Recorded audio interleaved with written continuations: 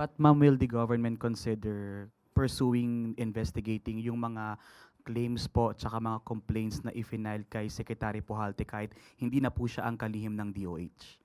Kung ito naman po ay nakasampa na po sa ombudsman, nasa kamay na po ng ombudsman ang pag-iimbestiga kung ano man po ang naireklamo laban kay dating Secretary Pujalte.